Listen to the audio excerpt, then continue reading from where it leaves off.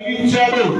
దానిని ప్రభుల వారు గణపరుస్తూ కానా వివాహములో హాజరగుట చేత వివాహానికి ఒక ప్రత్యేకత సంతరించుకుంది. మరి అదే విధంగా ఈరోజు అలాగే మరి నేతాజీ వివాహము ఘనమైనదిగా ప్రభు జరిగిస్తూ ఉన్నారు. అందును బట్టి దేవుణ్ణి గణపరుస్తూ ఉన్నాను. ఎల్కారం గ్రామంలో దేవుని దాసులు మరి సహోదరులు బోడ వెంకన్న సైదమ్మ గారికి ఇచ్చిన కుమారుడు, వారి గురించి మరి సూర్యప్రకాష్ గారు మాకు చెప్తూ, మా అల్లుడు చాలా ఉన్నతమైన చదువుకున్నారు. దానితో పాటుగా మరి వారు ఒక ల్యాబ్ నడిపిస్తూ ఉన్నారు. దానికి తోడుగా దేవుడు వారిని ఆశీర్వదించాడు అని ఎంతగానో సంతోషిస్తూ మరి సంఘ కాపర్లు ప్రద్దాసాయి గారు మాతో చెప్పుకుంటూ ఎంతగానో సంతోషపడుతూ ఉన్నారు. అలాగే మరి బొర్ర వెంకన్న గారు వారి కుటుంబం కూడా నాకు తెలిసిన కుటుంబమే. ఎల్కారం గ్రామంలో WME సంఘం మరి దాదాపు ఒక 30 ఏళ్లుగా అక్కడ సేవ జరుగుతూ ఉంది.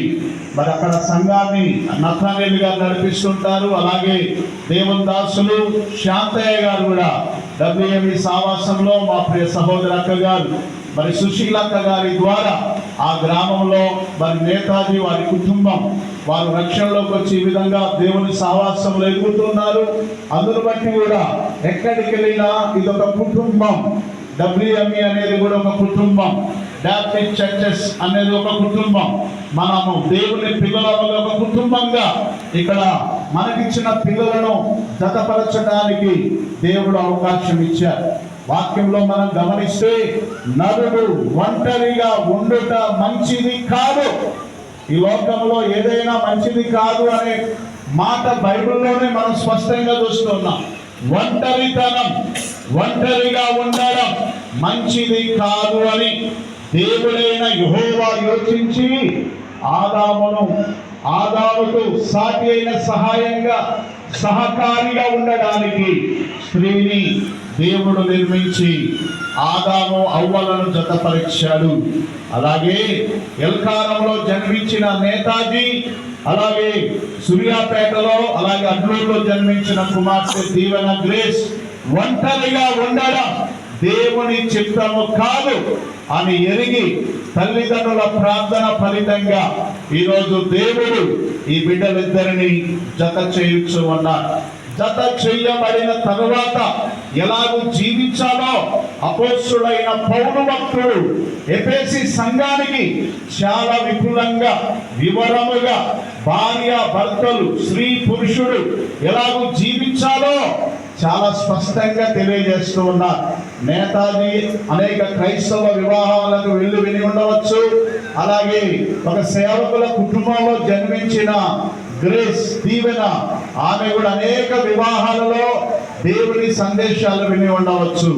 ఈరోజు వారు వినే ఒక అవకాశం వచ్చింది. వారు ఈ వాక్యాన్ని దయతో శ్రద్ధగా వినాలని కోరుతూ ఉన్నాం. అందులో ముఖ్యంగా స్త్రీ బలహీనమైన ఘటన. అలాగే దేవుని బిడ్డలారా, మరి ఈ వాక్యంలో మనం చూస్తే అపోస్తలుడైన పౌలు అంటాడు, స్త్రీలారా మొదట స్త్రీకే, ఎందుకంటే బలహీనురాలు గనక. ఆమెతో చెప్తున్నాడు, స్త్రీతో చెప్తున్నాడు, సంఘంతో చెప్తున్నాడు. ఈరోజు దీవెన గ్రేస్ తో కూడా దేవుడు మాట్లాడుతూ ఉన్నాడు. ఏంటి అంటే, స్త్రీలారా ప్రభువునకు వలె మీ సొంత పురుషులకు లోబడి ఉండాల. మరి నేతాజీ కంటే ఎక్కువగా చదువుకోవచ్చు దీవెన. అలాగే నేతాజీ కంటే ఆస్తిపాస్తులు ఎక్కువగా ఉండవచ్చు. అలాగే నేతాజీ కంటే అంద సౌందర్యాలు ఎక్కువగా ఉండవచ్చు. కానీ దేవుని వాక్యం ఏం సెలవిస్తుందో ఒకసారి గమనిస్తే, ప్రభువునకు వలె. ఎవరికి వలండి? ప్రభువునకు వలె. సంఘంలోనికి స్త్రీలు వెళ్ళగానే, ఇప్పుడు నా సంఘంలో కూడా చాలా మంది ఆ పని చేస్తారు. మందిరంలో అడుగు పెట్టిన ప్రతి స్త్రీ మొదటగా చేసే పని, నేను కూడా చిన్నప్పటి నుంచి నా తల్లిని చూశాను, అలాగే గోపాలపురం WMEకి వచ్చిన స్త్రీలను చూశాను, సేవకురాళ్లను చూశాను.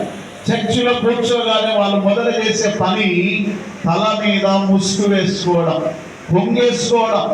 ఎందుకు ఆచారం అంటే వారు దేవుణ్ణి గణపరచడానికి, తమను తాము తగ్గించుకోవడానికి తల మీద ముసుగు వేసుకొని స్త్రీ ప్రభువును గణపరుస్తూ ఉంది.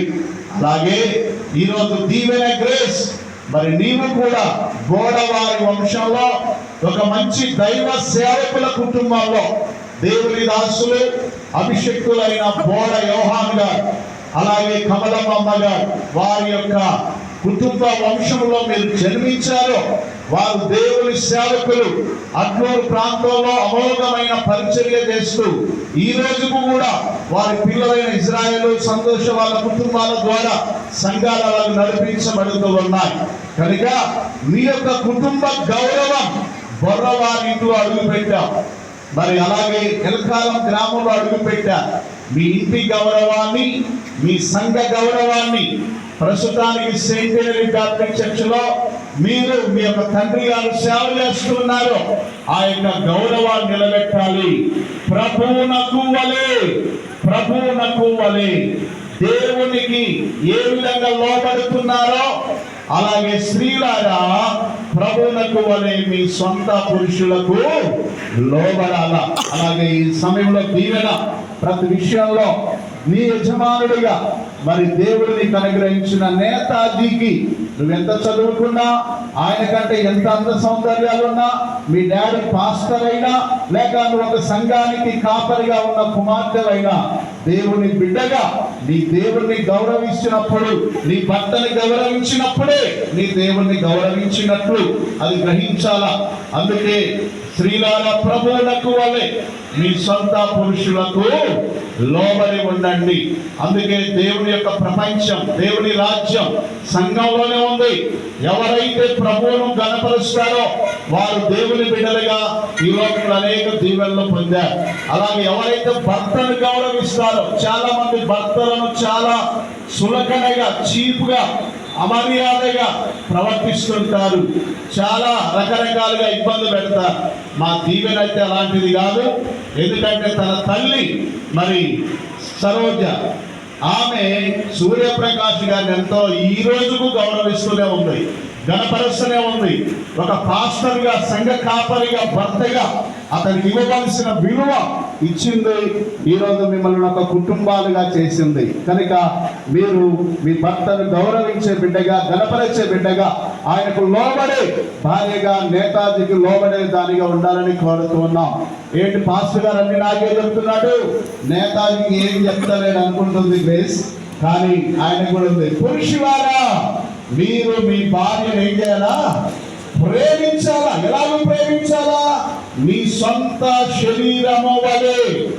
నీ సొంత శరీర నేతాజీ, నీ సొంత శరీరానికి ఎంత జాగ్రత్త తీసుకుంటున్నావో, ఎంతగా నీ సొంత శరీరాన్ని ప్రేమించుకుంటున్నావో, ఎంతగా ఆరోగ్యంగా ఉండడానికి, బలం పొందుకోవడానికి అన్ని రకాలుగా జాగ్రత్తలు నీ శరీరానికి తీసుకున్నట్లుగా నీ భార్య నీ శరీరములో భాగం, నీ వెముకలలో ఎముక, నీ మాంసంలో మాంసం.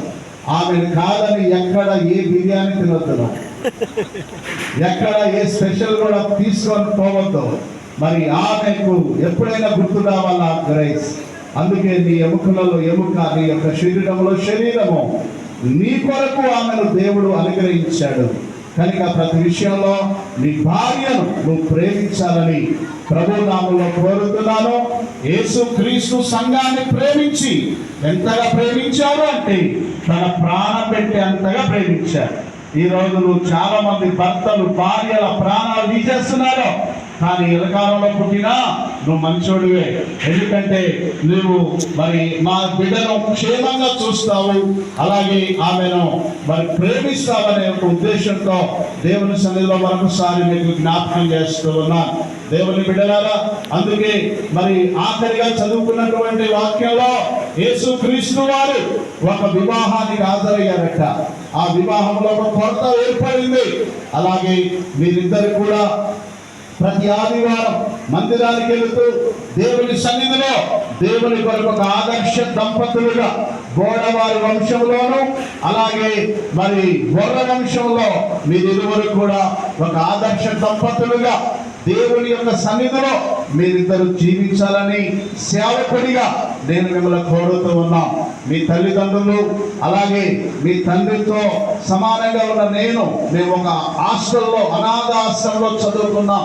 అది చెప్పకుండా ఉండలేదు. చాలా మంది గతాన్ని చెబితే ఏదో అనుకుంటా. దేవుని బిడ్డలారా, మేము ఒక పేద పిల్లల ఆశ్రమంలో చదువుకున్నాం. అందులో మరి ఈరోజు ఇక్కడ ఈ కార్యక్రమంలో ప్రథమ భాగంగా ఉన్న శాంతయ్య గారి సతీమణి గారు, సుశీలక్క గారైతేమి, పరిపూర్ణ గారైతేమి, ఇంకా సూర్యప్రకాష్ గారైతేమి, నేనైతేమి, ఇంకెంతో మంది మాకంటే గనులు ఎంతో మంది చదువుకున్నారు, గొప్ప వాళ్ళయ్యా. మరి దేవుని బిడ్డలారా, ఈ సమయంలో మేము ఎందుకు గర్వంగా చెప్పుకుంటున్నామంటే, రాత్రి ప్రతాసాయి గారు అన్నారు, సూర్యప్రకాష్ గారు ఏడుస్తూ ఉంటే ఆ సంతోషము, ఆ యొక్క బాధ తాత హృదయంలో నుండి వచ్చిన కన్నీరు, అయ్యగారు ఇక నా బాధ్యతలు తీరాయి. ఒక తండ్రిగా నిజంగా ఈరోజు మీరు ఈ స్థితిలోకి వచ్చారంటే ఆ తండ్రి ఎంత కష్టపడ్డాడో, గ్లోరీని నిన్ను ఎంత గర్వంగా పెంచాడు. ఏనాడు మీకు కష్టము కలిగించకుండా మరి తల్లిదండ్రులుగా వారు పెంచి పోషించి మిమ్మల్ని ఒక ప్రయోజకులుగా చేసి ఈరోజు ఒక ఇంటి వారిగా చేస్తున్నారు. అందుకు మీరు జీవితాంతము మీ తల్లిదండ్రులకు రుణపడి ఉండాలా, వారిని ప్రేమించాలా, వారిని గౌరవించాలా. మేము ఒక్కోసారి హాస్టల్లో మాకు సరైన భోజనం ఉండేది కాదు. పొద్దున్నే గంజి వేసేవారు, జావ, మధ్యాహ్నం ఏదో ఒక గంట అన్నం పెట్టేవారు, మళ్ళా రాత్రి కూడా ఒక గంట అన్నం. అది తిని ఆకలికి అలమటించిపోయే వాళ్ళం. కొంచెం మరి 15-16 సంవత్సరాలు వచ్చేసరికి మాకు బయట పనులకు వెళ్ళేవారు. నైటు మరి ఒకసారి మిల్లులో పనికి వెళ్ళేవారు. ఆ మిల్లులో ఒడ్లు పట్టేటప్పుడు బియ్యం ఒక దారగా వస్తుంటే సూర్యప్రకాష్ గారు ఒకసారి సొమసిని పడిపోయాడు. నేను, ఆయన, ఇంకో సుదర్శన్, దేవుడు నలుగురు వెళ్ళాం పనికి. ఎంత బాధపడ్డామో అది మాకు తెలుసు.